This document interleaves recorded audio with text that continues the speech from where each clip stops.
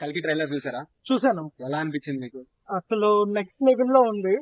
ఒక Aquaman movie చూస్తున్నట్లు అనిపిస్తుంది. ఆ థీమ్ చూస్తుంటే అసలు ఇండియన్ మూవీస్ నెక్స్ట్ రేంజ్ కి వెళ్ళేటట్లు అనిపిస్తుంది. ప్రభాస్ గారి లుక్స్ ఎలా అనిపించింది మీకు? ప్రభాస్ లుక్స్ అయితే ఎక్స్ట్రాడినరీగా ఉంది. అంటే పాత మూవీస్ లో చూసుకుంటే లుక్స్ డల్ అనిపించింది, ఈ మూవీలో అట్లా ఈ మూవీలోనైతే బాహుబలితో కంపేర్ చేయలేము. బట్ కంప్లీట్ లుక్స్ అన్నది నెక్స్ట్ లెవెల్ లోనే ఉంది చెప్పుకోవాలి అనుకుంటే. బుజ్జి గారు ఎలా అనిపించింది? అరే అది ఎక్స్ట్రాడినరీ, చెప్పుకోవాల్సిన అవసరం లేదు. అసలు ఇండియన్ మూవీస్ లోని బుజ్జి క్యారెక్టర్ గురించి చెప్పాలి అని అంటే మేబీ వాయిస్ కీర్తి సురేష్ మాట్లాడిన వాయిస్, బుజ్జి యొక్క బ్రెయిన్ ఉన్నది నెక్స్ట్ లెవెల్ లోనే ఉంది. అసలు దాని గురించి చెప్పడానికి కూడా వర్డ్స్ లేవు.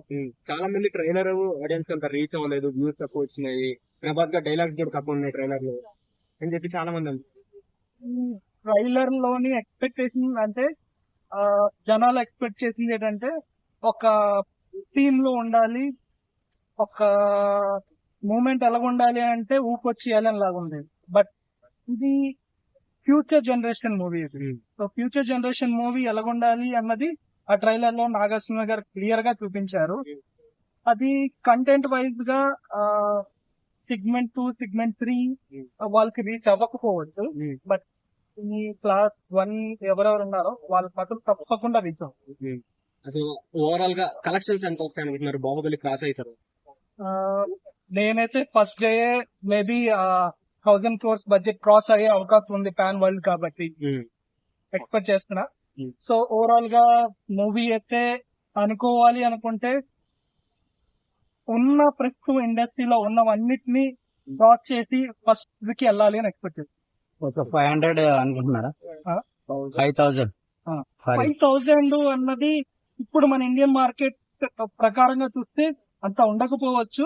బట్ అక్రాస్ ది గ్లోబ్ చూసుకుంటే తప్పకుండా రీచ్ అయ్యే అవకాశం ఉంది.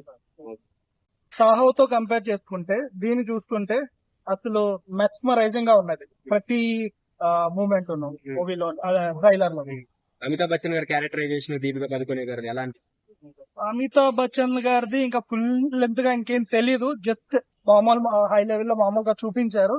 బట్ దీపికా పడుకునేది అయితే మళ్ళీ షార్ట్ టైమే ఉంటది అని ఎట్లా అనిపిస్తుంది మూవీలోని. బట్ చూడాలి, మూవీ చూస్తే గానీ ఏం డిసైడ్